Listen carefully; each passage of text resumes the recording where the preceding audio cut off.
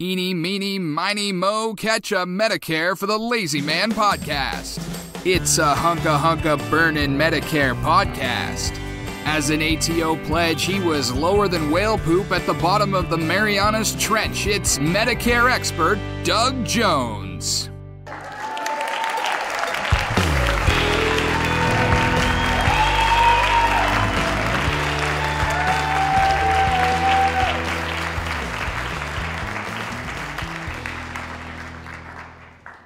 Well, hello again, everyone. Welcome to another thrill-packed episode of the Medicare for the Lazy Man podcast.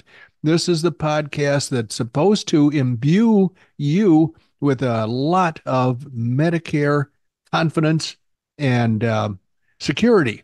And what I try to do here is convey my knowledge of Medicare to you in the least painful way possible.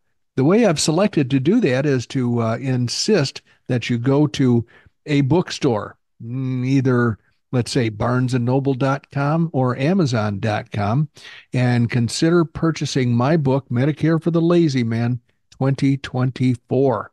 Now, if you go to amazon.com, you're going to find that there are 4 different editions to choose from. You got your Audible edition, in which you can just let somebody else do all the work for you. You got your Kindle edition, which is the most cost-effective way to get Medicare knowledge. And then you have the paperback edition, which is what the vast majority of readers choose. The paperback edition is a quick read, but it's full of beautiful black and white illustrations, and it will be available to you to do additional research down the road when you decide to contact me and you've forgotten some of the content in the book. You'll be able to refresh your memory. And finally, of course, we have the magnificent hardcover edition. And people keep asking me, why do you hawk that hardcover edition that costs $24? You must be making a killing on that thing. And I have to tell you, ladies and gentlemen, I don't want to burst anybody's bubbles, but when one writes a book and one dreams of wealth and riches and treasure and wonderful things happening beyond your wildest dreams, when you wake up to the reality that writing a book is not as easy as it sounds like it's going to be, the other side of the equation is that your publisher, in my case Amazon, will reach their hands into your pockets and take most of the revenue. In this case, they take it in the form of pay-per-click advertising. So if you're on Amazon just bouncing around and all of a sudden you see a picture of Medicare for the Lazy Man 2024, I will have paid a chunk of money for that to appear in front of you.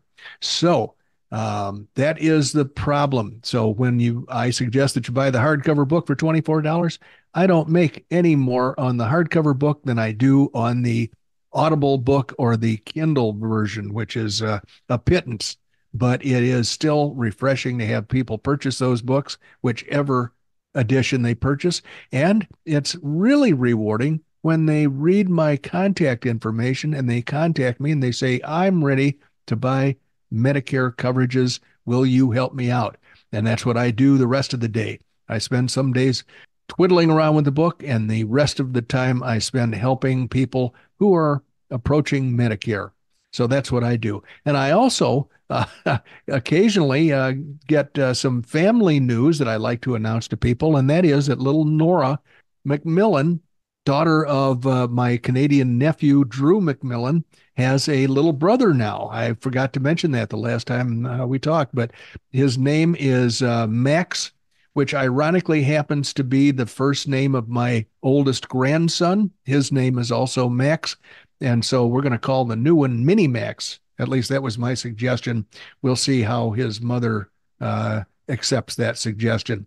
Anyway, Randy, I knew you'd be happy to hear that there's another addition to the McMillan clan up in Ontario. I am. I'm really happy about that. Congratulations. That is so freaking cool. Yeah, I remember when little Nora was the only one, and she's growing up now. She has a younger sibling to beat up on. So is she got her driver's license yet? Well, I don't know what they do in Canada. I don't even know if they have driver's licenses. The way those people drive, one of my favorite shows was Heavy Rescue 401. Oh, And I to love that too. Yeah, and Highway Through Hell. They're related television shows from Canada. And I will tell you that it appears that nobody is required to have any driving skills whatsoever in Canada. No, I think we used to joke about it in the Midwest and maybe other places also, but we used to joke to say, "Hey, he got his driver's license in a post toasties box." Well, I always did that they went to the Sears School of Driving, and that was, they got their driver's license from Sears. Like, just went inside and paid a couple of bucks and picked it right off the shelf. Well, there actually was a Sears and Roebuck driving school. Yeah, that's why I had to double clutch in the middle of my recollection there because I didn't want to demean the actual school. I just wanted to demean the people who would walk in and expect to buy a driver's license from a shelf in a Sears store. Well, I think Monkey Ward's had one too, didn't they? I mean, Mm, Monkey Ward's tried to do pretty much everything during the time as yeah, Sears and Roebuck did. including going broke. Yes, And they did absolutely. that. They beat Sears to the punch in that. It is really incredible. People say, well, WLS, I grew up listening to WLS and I lived in, Arkansas, or I lived here, or I lived there. And every night I could listen to WLS back in the 60s when they were on the forefront of rock and roll music. Yeah. And when you think that WLS stood for World's Largest Store, we talked about some radio station acronyms. And the world's largest store was Sears. Sears owned WLS, and it is gone by the wayside. And I told you how, I don't know if it was on air or not, but I told you how I had a summer job at a manufacturer of hand tools, electric tools. Portable Yeah. Electric Tools was the name of Yeah, the yeah. company.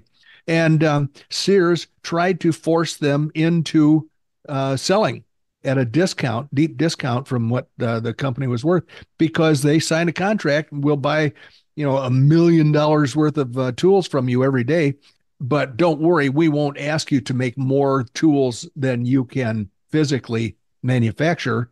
And they lied.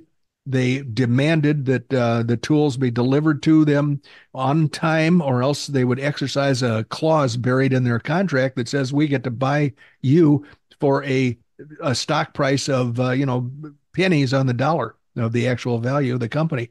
That's how Sears built a huge empire, by forcing their suppliers into bankruptcy almost and buying them up for a song. So, and So then what did so happened to did them? Monk so did Monkey Ward's do the same thing? No, they didn't have that same underhanded technique. So this company, Portable Electric Tools, fulfilled its contract with Sears by the skin of its teeth, and Yeah. then did not renew. And Sears obviously, was upset that they missed an opportunity to pick up this wonderful company, and so they went to Monkey Ward's and said, "All right, we'd like to do business with you." Monkey Ward's was not as underhanded as Sears was about that sort of thing, but every So day they had semis at the loading dock. I was in the shipping department, and yeah, so yeah. I just, I would pack all these boxes, depending on the Monkey Ward's customers, what they ordered, and I would pack all these boxes, and they would get loaded on the truck, and the trucks would take off into the hinterland. Got a question. Yes, sir. So Sears was based out of Chicago, right? Yes, it was. How about Monkey Ward's? Where were they? Might have been Chicago too. I don't know. I just don't remember. I used to, every time I think about Sears and Monkey Ward's as a kid, my absolute season was made when the Christmas catalog Oh arrived. yeah, with the ladies' underwear, the latest fashions. That was my favorite section. I will. I was looking at the toy bulldozers most of Well, the time. I was on the Lionel Train mailing list. So for my toy selections, that was the catalog I was always looking for. But I will say that the Sears catalog, a lot of people don't remember this because our audience, frankly, is a lot younger than we are. Our people turning 65 are way, they were born much later than we were. And they may not know that you could go to the Sears catalog and go to page, 412 and pick out your house, and Sears I will mail know. it to you. I know. There was just a huge number of things available in Sears that, people like you say, people nowadays have no clue as to, I mean, you Yeah. could buy, there was very little of, I mean, even in, depending on the area, Hmm. you could buy, you could have food, you could buy food stuffs, you could buy everything. You could buy rifles and pistols, I and they know. would Well, come to your house. The government has screwed that up big time, but Sears used to make it very easy for people to exercise their Second Amendment rights. well, I know people, in today's world of the age group and the, kind of the social media concepts. My first rifle, Yes. I'm talking a real rifle here, not a Hmm. pop gun. Okay. I got it for Christmas when I was 7, Yeah. Yeah. and it was a Sears and Roebuck 22 long rifle uh, gun. No kidding. Well, good for you. I was not allowed to have a BB gun. All I wanted was a BB gun because all my friends had BB guns, and we spent a lot of time shooting each other. So I wanted to be able to defend myself in the neighborhood, and so my father said, "No, you'll shoot your eye out. You'll shoot your eye out." So when I was 12, what did they give me? They gave me a 22 Remington 22 bolt action rifle, and so I thought, well, Jesus, I could have had a less lethal weapon many years earlier. I probably should not shoot my friends. I definitely did not. But the other thing was that my brother, who was 6 years younger than me, they gave him a BB gun. I think they just got tired of being parents. When they raised me, I was the oldest, and all the rules were very rigidly enforced, and Yeah, they just got tired yeah. of being parents. So my brother gets a BB gun. The first thing he does is shoot a window out in our bedroom. We had to share a Oh bedroom. man. What, okay, why do BBs, why do they always go to the nearest window? Why They is do. that? The nearest window or the nearest eyeball in your mother's opinion, probably. But this in this case, it was a Pella thermopane window, and so it went through the first pane, but not the second pane. And it just my since my father said, what the hell, never replaced it, and it was And sold with. he left it there to remind you every day of your life, Doug. Well, it was my brother, my little Oh, brother. your brother did. Yeah, Okay. yeah. So I hope he took that to his grave. His apologies. Hey, listen, Well, we got to get going. we need to make some money today, so I'm going to go ahead and shut up and let you do Don't the shut. job. You got some homework to do. You've got to pick out Oh, an that's article right. that That's appeals right. to you from our list of Medicare Advantage minute So candidates. I have picked one out. I have spent a lot of time recently listening to Senate committee meetings. You know how to have fun, don't you? I do. And so I'm going to pick number 23, deceptive marketing practices Okay. flourish in Medicare Advantage, Senate Finance Committee. Hmm. There it is. Boy, 23, I have folded over because it was so big it wouldn't fit in the clip that is holding the rest of them. Let's see what I've got on 23. As we make progress on this list, I'm going to have a whole bunch of new articles. There is big stuff going on in the Medicare Advantage world, and you and I are going to be, we're going to have to make some popcorn and enjoy All right. watching the show. So what you're telling me, Doug, is they finally got caught with their hand in the cookie jar Again, once wasn't again. enough. So what I've got here is I folded it over to mark one page, one big long paragraph. Let me read it to you. This is this whole thing. It's many, many, many pages, and it's the deceptive. It's the Senate report, report by the majority staff of the U.S. Senate Committee on Finance. Now, the majority staff, when this report was done, I believe was all Democrats. Deceptive marketing practices flourish in Medicare Advantage is the title of this many, many, many page long. It's like 25 pages. So the conclusion of the Senate committee that studied carefully the deceptive marketing practices. Here's the concluding paragraph. Many Medicare Advantage and Part D as in dog plans, those are the drug plans, standalone drug plans, and they're governed by the same regulated marketing rules as the Medicare Advantage plans are. So many of these plans deliver valued benefits and trusted coverage for millions of Medicare beneficiaries. Once again, however, we are seeing that market practices by private plans or their agents and brokers need to be reined in. Bad actors trying to cash in by taking advantage of loopholes and loosened rules around marketing and enrollment to beneficiaries. Badgering seniors, badgering them on the phone, confusing them on the television, and inundating them with mail. An increasing number of marketing materials are fraudulent or deceptive, undermining beneficiary care and trust in the Medicare program. Of particular concern to the committee were reports of vulnerable seniors and people with disabilities health plans being changed without their consent. It has broad authority to regulate the marketing and enrollment activities of Medicare Advantage and Part D drug plans. Congress may need to step in, as it has in the past, but this report identifies a number of common sense changes that the government could make to protect the Medicare participants today. So that's the short version of this 25-page report. And I think it's indicative of the fact that the Medicare Advantage industry has irritated, I think it's indicative of their evil activities, that they have irritated the very people who I thought would be their supporters, and that would be the leftists, the people who are a little more pink than those of us who are on the right. It's surprising to me that they are the worst enemies of Medicare Advantage, except for one thing. They hate the fact that Medicare Advantage plans are produced by private enterprise.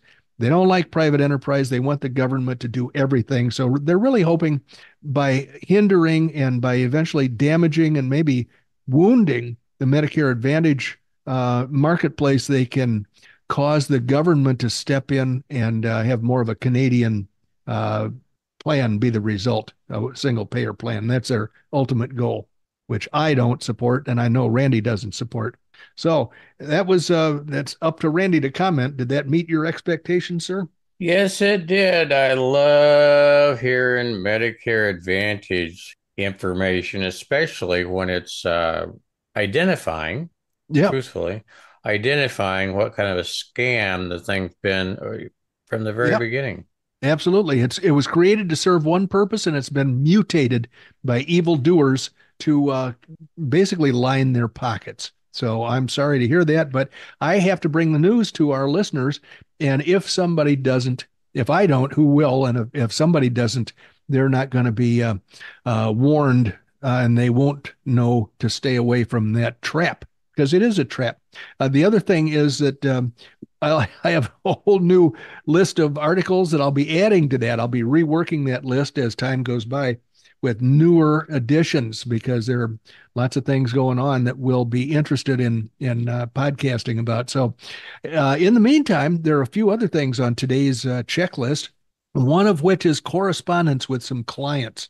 Not all these people are clients. I've got one woman here who's gotten very talkative lately, and I'm glad to hear it because I spoke to her, not spoke to, excuse me, I corresponded with her a while back, and then it turns out that she and her husband went elsewhere to get their Medicare supplement plans, but she was and is a regular listener to this podcast, and so she knew to avoid Medicare disadvantage plans.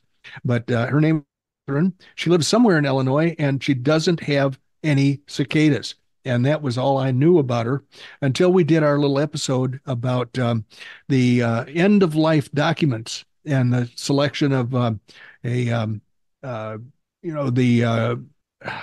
you, the wills, living wills and Medicare or medical power of attorney, that sort of thing.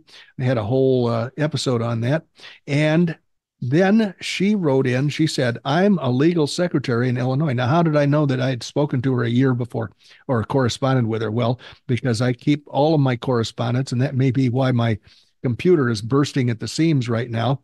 But she said, I'm a legal secretary in Illinois and a regular listener to your podcast. And in my state, designating a health care agent would be done via a power of attorney for health care, which any attorney can prepare fairly inexpensively. often at the same time when a power of attorney for property and a will are prepared. I believe our firm currently charges $350 to prepare all three documents. So if only a power of attorney for healthcare is needed, the fee would be much less. The attorney preparing the power of attorney would first ask the client a few questions to determine if the client is mentally competent to designate a power of attorney. Sometimes family members wait too long to bring mom or dad in, and the attorney then has to tell them that what the family needs is a guardianship over the elderly relative rather than a power of attorney. And that's a lot more expensive than a power of attorney would be. So don't dilly-dally.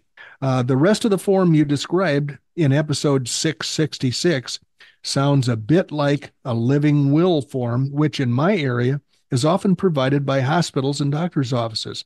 The last will and testament worksheet might be a useful requirement, might be a useful starting point, but should then be brought to an attorney to make sure the will meets the legal requirements of that state. I think I did say that. I said use these forms only as a jumping off point to help to organize your thoughts and codify your thoughts, and then go to an attorney so that any documents that you execute are going to be ironclad legal in your state. Let's see now. Especially at rates similar to what our firm charges, our fee now would save the state enormous hassles in probate later, such as might happen from an invalidly prepared will or the client dying without a will. As to trusts, some of our firm's clients have them, but usually not prepared by us, as it's all too common for an estate to include both assets trust and assets outside, which makes getting the estate sorted out very complicated. We've been expecting cicada-geddon in our part of Illinois too, but haven't seen any cicadas yet. Just very hot, humid weather instead. Thanks for another enjoyable podcast. Signed, Catherine. So I said, hello again, Catherine. Thank you very much for adding to my pitifully small level of expertise in these legal matters. I really appreciate your commentary, and I'm glad to have you as a listener.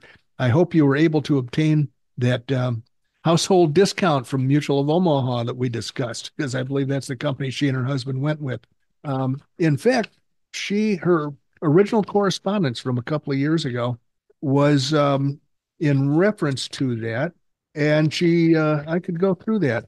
My husband started on Medicare in February and had signed up in advance for a high deductible Plan G supplement through Mutual of Omaha, which had the least expensive premium for that plan of the various insurance companies, which we received Medicare junk mail for in the months preceding my husband's entrance into Medicare.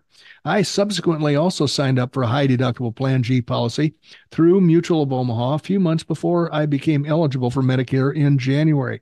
Our premiums here in Illinois are quite low, something like $45 a month for my husband, $40 for me. But I'm not sure if those rates include a household discount, as there was no way for me to indicate on the application form when I applied for the supplement plan that both my husband and me wanted supplement policies through Mutual of Omaha, since we weren't applying at the same time. Mutual of Omaha also wanted separate email addresses in regard to each of our policies. So my husband gets emails through one address and I get them through another. How can I check to see if Mutual of Omaha is applying a household discount to our high deductible Plan G premiums? In any case, we are quite pleased with the very reasonable premiums our high deductible Plan G policies cost, especially compared to the short-term health insurance policies we had been on once Obamacare policies became unaffordable to us, because it was too difficult for us to restrict our household income enough to qualify for the subsidized premium rates. And the high deductible of $2,700, that was last year, is only 1/4 the size of the deductibles we had been stuck with on our short-term health insurance. So our current deductibles don't seem high at all. In addition, the local doctors and hospitals seem to have a lot of difficulty understanding and honoring short-term health insurance, but almost no problems at all with Medicare. They can be slow to process bills through Medicare, and that's unfortunately the fact of life.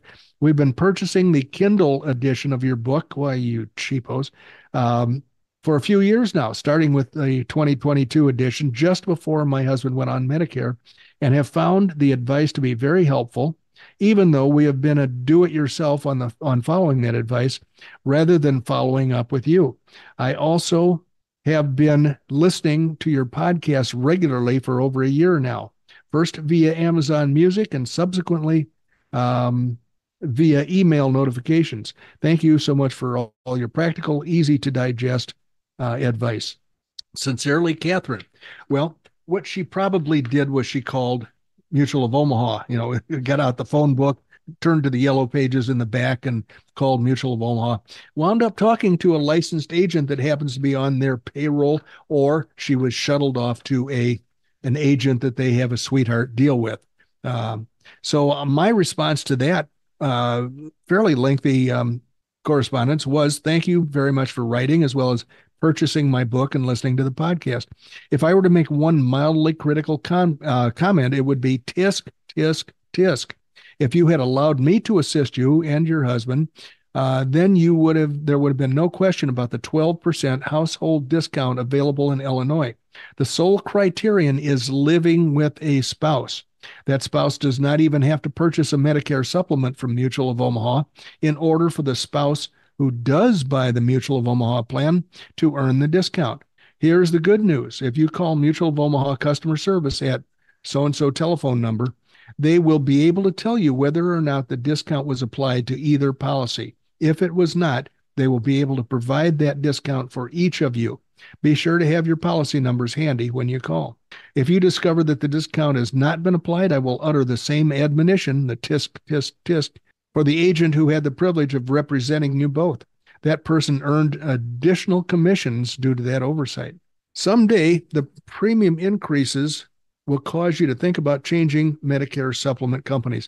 That's because Mutual of Omaha doesn't have the same dedication to rate stability as my favorite company, United American, does. So they tend to have more frequent or larger rate increases. And at some point, somebody's going to call me and say, hey, what can I do to get something a little less expensive? So at that time, I encouraged her to contact me, and I would try to do something about it. I didn't know that inflation was going to be running rampant, and it might not be possible to find something more cost effective. And then more recently, she wrote and said, Dear Doug, I heard your discussion of young adults taking a parent to a job interview. And I have a true confession to make. Oh boy, I was starting to lose respect when I started to read this paragraph. She said, I drove my daughter to her job interviews in 2019 after she completed her Master of Library and Information Science degree the previous December.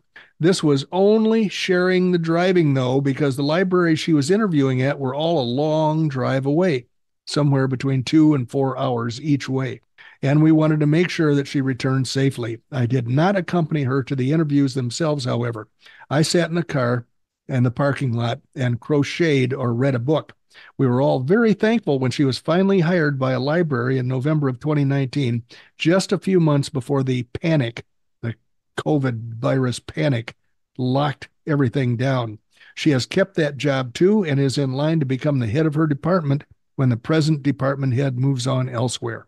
And so I said, I bet you thought I was going to slap her around verbally, but I said, there's absolutely nothing wrong with what you did. In fact, you are a responsible, supportive parent and perhaps a bit of a good luck charm.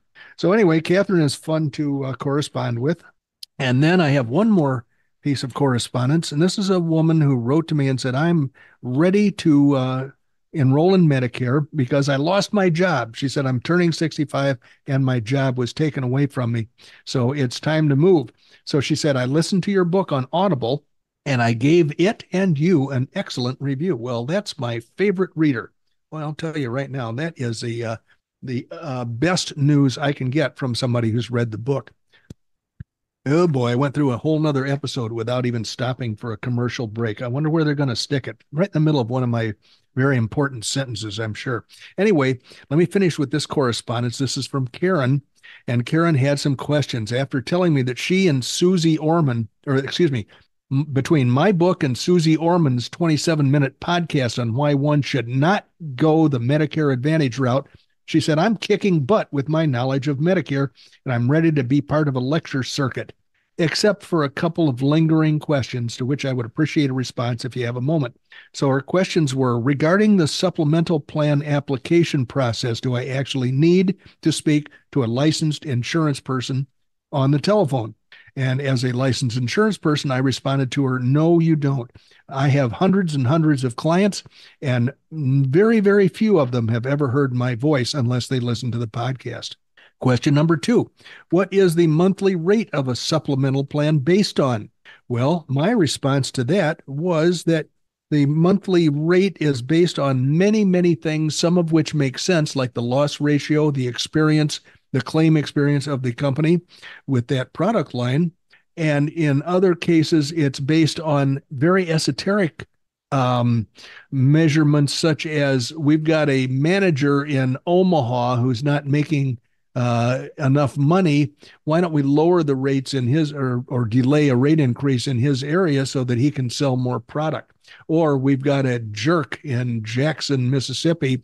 Why don't we kick the rates up on his area and let's let him squirm for a while trying to explain all that to his clients? So those are some of the reasons. They can be good reasons founded in sound actuarial principles and experience, and they can be really stupid reasons if the company says, hey, we're selling too much product. One time I talked to a company officer and they said, well, for each policy we sell, we've got to put a certain amount of money in the bank, and we've run out of money to put in the bank this year for reserves. So therefore, we don't want to sell any more product until next year when we get more money from the board of directors. So there can be many factors that go into a company's rate setting, but we like to think that it's based on their product sales, their profit potential, and their profit margins, and their claims experience. Next question she asked was whether or not coverage under a supplemental plan can be denied or prejudiced against me through a higher monthly premium rate if I sign up with a plan prior to my date of birth. She didn't understand the whole 7-month period at which she's guaranteed enrollment in Medicare without any sort of penalty at all. That would be 3 months before her 65th birth month, 3 months after that month, and that month itself. So that's a total of 7 months she has to enroll in Medicare. And I always tell people, start at the beginning of that first 3 months before your birth month begins, so that nobody has a chance to make a mistake and cause you a delay and you have to go without coverage for a period of time. Just, get it done early, and that's the best bet. And then her next question, in my case, does the period of eligibility mean prior to my birth month or prior to the period 3 months before my birth month? And the period of eligibility, if you don't have any other periods of eligibility, just based on your birthday, starts on April 1st in her case, because her birthday is in July. So April, May, June, and then the month of July, she would be covered by Medicare if she did everything correctly. But if she blew it off, then she would still have August, September, and October in which to rectify that mistake. Next question. An annual deductible of $2,800 seems like a lot. Well, for you to have to pay an annual deductible of $2,800 if you buy the high deductible plan G, you would have to have medical expenses exceeding about $13,000. That's going to be a fairly rare occurrence. Now, if you do have medical expenses exceeding $13,000, then you've got bigger problems, and you will frankly, probably your worst case scenario is they might have to pay equivalent to $100 a month in excess claims but you've been saving money with that high deductible plan G premium all year. So she's saying, is the insurance company just playing the odds because I'm healthy now? Are they just playing the day my healthcare needs will place me in situation where I will look at $2,800 and say, that's chicken feed? Is that the idea? I mean, is it just an odds game? And I said, no, it's not. What it is a way for you to save money while you're healthy and then use those savings to offset the additional cost if you get sick. At some point in the future, the savings will grow larger than the deductible. Now that may happen 15 years down the road when you're 80, but the longer you go with the high deductible plan, the greater the savings will be compared to the Plan G that you could have bought. And so then she asked finally, what factors should I look at when making a choice of what Medicare supplement plan to buy? And so I explained, of course, well, some companies have more rate stability than others, but with the current economy in turmoil as it is, with a lot of inflation going on, you can pretty much throw that out the window. And what you want to do then is think about the customer service and the good things that I can tell you about the companies that I enjoy representing. And of course, I love all of my companies, but I love some more than others. And United American, if in fact they're competitive in your location, would be one that I would recommend. If they're not competitive, then I'm going to say go with a competitive company, and we'll deal with the problem later on if they lose that competitive edge. And Randy's trying to say that I'm pushing his nap time too far back. He'd rather just, frankly, he'd rather that I shut up and that we close everything down for today. So why don't you start that process, Randy? I just wanted to mention one thing that has just severely disappointed me recently. Mm-mm. Okay, let me apologize in advance then. No, it has nothing to do with you. It has Oh, everything to do with cicada oh yeah. again. Never happened. Come on, No, oh my God. I don't know where Catherine lives, but Catherine didn't have it in her area. I don't have it in my area, but areas closer to Chicago have it all over the place. They're crawling with cicadas. They're lousy with cicadas. So Tell you.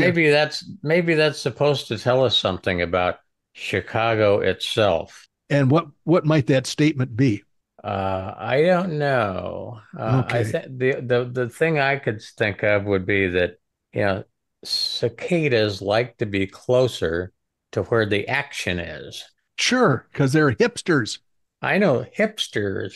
So anyway, I just had to mention that, everybody's, running scared about the cicada invasion, and Well, that was mostly me. I don't think anybody else gave a you rip. didn't you didn't even see one in your area. Did you ship one? Did Uber bring one in for you to look at? I see pictures all the time. Every time there's something on Facebook that I should look at, I get an email from Facebook. I don't know where that started, but so there are pictures of people that have cicadas all over the place, but they're closer to Chicago. I'm out here in the woods where Hmm. cicadas. This is Cicada City here. It should be. I know what happened. I mean, I that's where they know. live, right? Yes, yeah, that's where I saw them for the first time in about 1955, and I was horrified and disgusted, and haven't seen them since. Well, I don't know what happened. The world is definitely changing, but we need to close up shop. I've spent, unfortunately, my 75 cents worth of airtime, and we need to take care of a few little items before we sign off. Number one is get a pencil. DBJ at MLM Mailbag is where you want to write Doug. He loves to hear from you. Don't forget, Doug is licensed nationwide to help you with your Medicare supplement planning. Check us out at the website, medicareforthelazyman.com. In your wanderings through the internet, if you can find a place to drop a couple reviews for us, we would certainly appreciate it. And last but not least, thank you. Thank you for joining us today. You could have been anywhere else doing anything else, and you weren't. You were with us, and that's exactly where we like to have you. So thanks for doing that. And if you weren't watching the time on your wristwatch, you have just spent about 32 and a half minutes with Doug Jones, the anti-insurance insurance guy, originally from Oklahoma. No more. He's in Cicadaville, not. And really, I would like to have him back home where he belongs, but he's in Illinois, so I can't do anything about it. Well, the return to Arizona is sneaking up on us. It's not coming quickly enough, but I'm looking forward to coming back too. And until that time, I'm going to encourage people to come and join us again for our next episode. We'd love to have you with us. So join us, please. Bye bye.